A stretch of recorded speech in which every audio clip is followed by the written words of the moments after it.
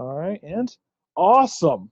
So, everyone, this is Jean-Marc St. Laurent coming to you recorded. I was going to say live, but I don't want to be inaccurate here. Anyhow, I am super, super excited to talk with Ryan Estes. And let me tell you about Mr. Estes. I've met him personally in my own business dealings, but this is what really impresses me about him. He is now the leader of a podcast booking agency called Kitcaster. And here's some of the stuff that they've done. They have over 50 unique customers. They've raised over $3 million in crowdfunding. And personally, through his own podcast, Mr. Estes has made over $800,000, folks. And let me tell you, that's just $200,000 shy of $1 million. But you're telling me you're going to get there soon, right? We'll get there in 2020 for sure. Nice. Nice. And feel free to share that love as much as you want to. Yeah, hey, coffee's on me if I hit the goal. That's a good start. That's a good start. Yeah, thanks for having me on the show. I really appreciate it, Jean-Marc. This is going to be really fun. Yeah, looking forward to it. So let's get into it. Why podcasting? Why should business leaders be taking their time out to do it? You know, there's a lot of different reasons, but the one that I've found really rings true the most is our ideal customer is a funded startup founder or a founder that's doing north of 40K MRR. So these are people that live and breathe for their business. They bleed and die for their business, which means that it's always on the tip of their tongue. That's what they live for. That's what they want to talk about. That's what they would engage in. The problem is that the people that are around startup founders grow really tired about hearing about their business. And in some places, it might not be appropriate for them to speak with their business with employees and things like that. So there's a dire need. This is my cat. There's a dire need, in my opinion, for CEOs and founders to find an audience to talk about their business to, because no one's going to listen. So podcasting ends up being a very soft landing for them, and it gives them the opportunity to say what they're passionate about. Podcasts also give you an awesome opportunity to reach prospective clients. It also gives you opportunity to network with podcast hosts who often are fantastic in their own right, and the relationship can really bear interesting fruit. And also, a lot of our clients are interested in raising a round. You know, you're in SaaS, you're in tech, you're in software. You're either closing a round, looking to raise a round, looking for an exit. And so you kind of need to fill your stable of interested venture capitalists, angel investors, or anybody who's looking to get in on early investment opportunities.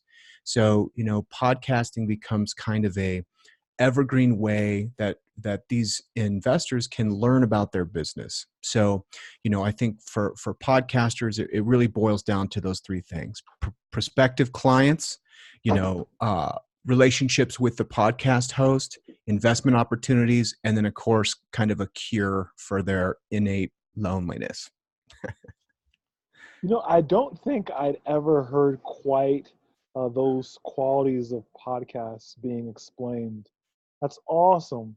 Yeah, it's great, man. And, you know, what better way to sell your product or to really describe the problem your solution or the problem you're solving for, rather, just saying it yourself. You know, you don't need 140 characters of snappy copy dialogue, you know, just talk about it to people that are interested. So speaking about talking about it, how do you generate leads using podcasts? The best way to do it is to do it inadvertently, really. Podcasts are unique, right? People are listening in transition. They're in their car, they're at the gym, they're doing laundry, they're doing the dishes. You know, if you're like, hey, act now with the promo code, blah, blah, blah, if you type it in for the next 20 minutes, no one's going to stop what they're doing, you know?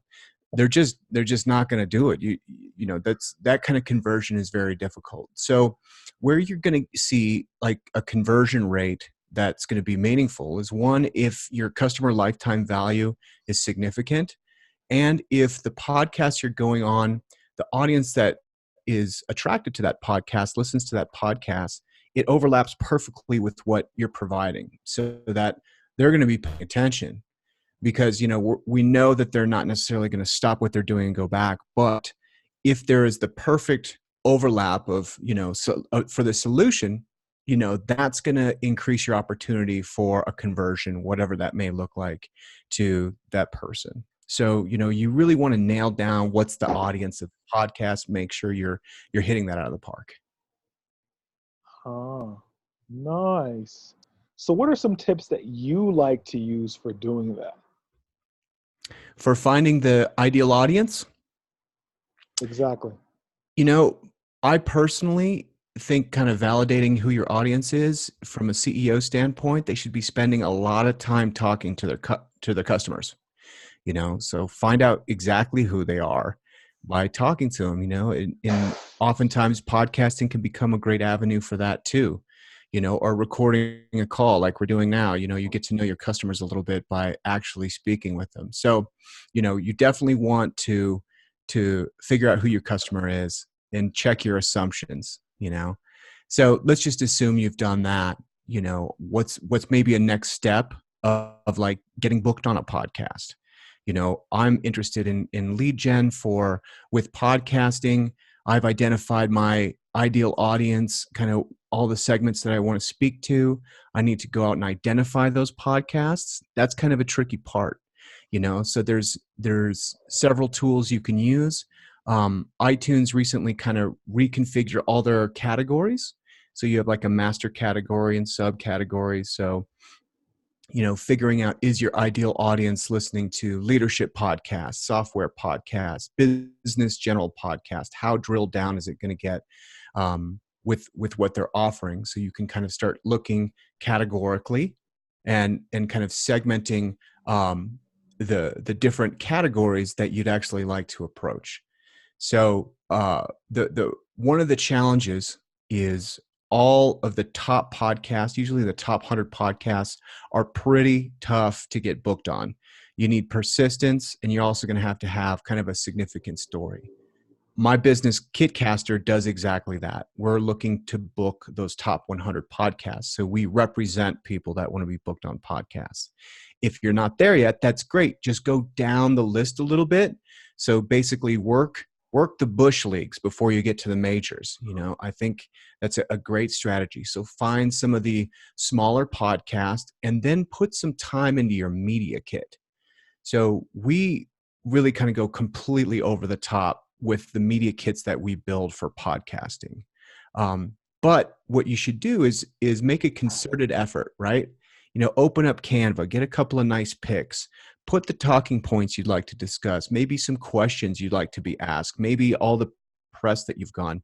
If you've got a big social media following or email following, put that on there so that when you're kind of presenting to a podcast host, they don't need to do anything. They've got all the categorical identity information. You like to play golf. You got 2 kids. You raise gerbils on the side. I mean, who knows? Whatever you're into, it's all there. So what you're trying to do is get that podcast booked very quickly, so they can kind of look at your media kit at a glance and say yes. From there, you're in a great position. You're booking yourself on podcast now. You want to be sure that you have all the pertinent information for the date. So a lot of times you should, the podcast host will send you kind of a calendar invitation. I would double that, send them one as well. Have a little bit of redundancy. Make sure you have all the technology that you'll need to record the show. So hardware, what are you using? Are you using kind of like your AirPods? Or are you using kind of a microphone rig like this? Are you using the speaker from your laptop? Make sure the hardware is good, and then make sure you know what the software is. Podcasters love to use Zoom. Sometimes they use Skype. Sometimes they use Zencastr. There's a bunch of different tools. Make sure you have all that buttoned up, all the expectations that you possibly could have from the podcast host. So here's a bunch of questions I'd love for you to ask me. And in return, what questions do you have prepared that you're going to ask me, so that you're kind of teed up to show up to have a fantastic podcast episode, or really just a great conversation in general. I love that, what you said about having a media kit, because I was just thinking of it as you were talking about getting booked on these podcasts. I'm thinking, what's that thing called? Media kit. But it's interesting that an individual, the expert in question, needs a media kit as well.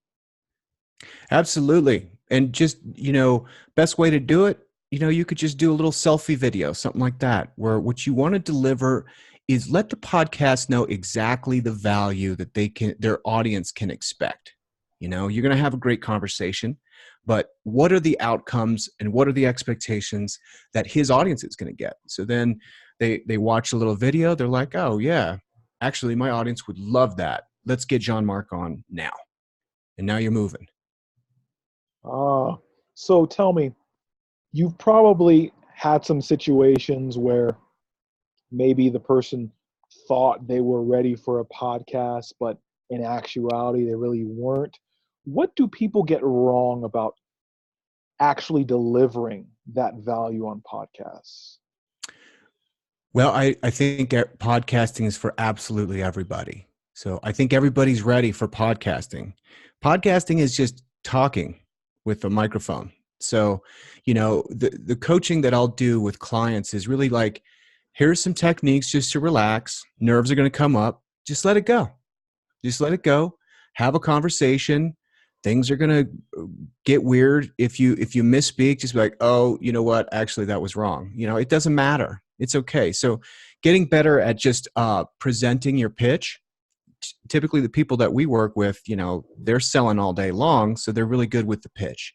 So it's just relax, get into like a comfortable mental state and just have a great conversation. So I think what people really get wrong is that they need to be some kind of like professional orator or something like that. You're good. And it doesn't really matter where you are. There's going to be people that are either with you, a little bit in front of you, a little bit behind you, that can benefit from what you're up to. So let's say this, you're a startup founder. I just got an idea. I want to go on podcasts, talk to people about having ideas and what if will this idea work? Cool. There's a place for you for that. Let's say you've got an idea, you're investing into it, and you need to validate the idea.